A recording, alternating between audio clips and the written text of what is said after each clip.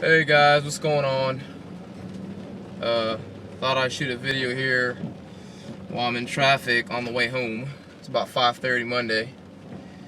Um, just finished listening to Zach Talon's "Goodman Ain't No Good" video on his pro channel. I kind of like when he does those vlogs because I got my iPad bolted onto an old laptop stand here in my truck, and I can just plug it up and listen to it. I don't have to necessarily be looking at what's happening because he's just vlogging about something. So keep it up, Zach. I like it. Yeah, guys, just came back from that Cadillac dealership for that Bizarre Electrical unit. We had a train technician out there today, and he basically went over the whole system the same way I did, and could not find any reason to why the unit's been doing what it's been doing. All the wiring is up to par. Everything is good. We slapped a new RTRM board and fired it up, and it had a few little hiccups here and there. Not as bad as it was doing when I was out there by myself, but still there was an issue.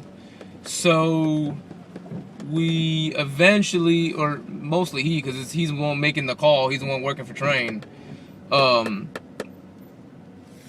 he decided to go with the pressure switch. He mentioned that possibly the pressure switch could have been opening and closing intermittently so fast that you wouldn't be able to detect it with your voltmeter. So, I mean, I guess at this point, anything will help. So we put in a new pressure switch, and we fired it up about, I don't know, maybe 20 cycles, and it fired every single time perfect, smooth. So hopefully we don't get any more callbacks for that 7.5 ton train precedent unit. So yeah, so that was that. So I've been stuck all day with him on the roof, going over all that. But guys, today I want to talk about an interesting subject. Generic motors versus OEM factory motors. I know a lot of different guys on YouTube have different opinions on this, and they vary from, you know, small business owners to techs working for, you know, companies. But I don't know. I think I had a conversation before I went to that train job with my service manager, another office personnel, and a few of the techs, and we were kind of just going over you know, revenue and stocked items, and kind of making sure we're on the same page as far as what we're all charging for residential and commercial. We use cap pricing on our residential customers, and we time and material all our jobs on commercial. But the only motors I stock, or the company provides me to stock in my truck, is a rescue motor. One rescue blower motor and one condenser rescue blower motor, condenser fan motor. And if it gets a little dark here, I'm going through a tunnel here, so bear with me. Kind of creepy, actually. But yeah,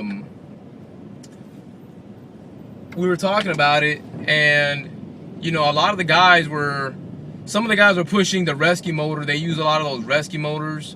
I'm not a huge fan of the rescue motor, mainly because I think they're too big. I've had a few cases where a tech just put a rescue motor on, especially the small 1.5 to 2.5 ton units. I mean, it doesn't really matter the manufacturer, just your typical, 12, 13 seer 2-ton system, the rescue motor was so dang on big that it would, when the system would operate, sometimes it would actually cause the unit to vibrate and shake just enough to make a little rattling noise or something like that. So we had a few nuisance callbacks, and there's nothing I can do. I mean, the unit's just too small for the physical size, too small for the motor, I guess. I don't know. And they're just a lot heavier than your typical OEM or just generic motor. I don't like using them. I have, like I said, one blower motor and one condenser fan motor, rescue motor, and I may go through one maybe every 3 to 4 years. I honestly don't use them. I don't like them. I use them in an extreme emergency case. If I come across a elderly person in the weekend that had a motor go out, or someone with a newborn baby or something like that, I may end up going back with a rescue motor. But I'm just not a big fan of them.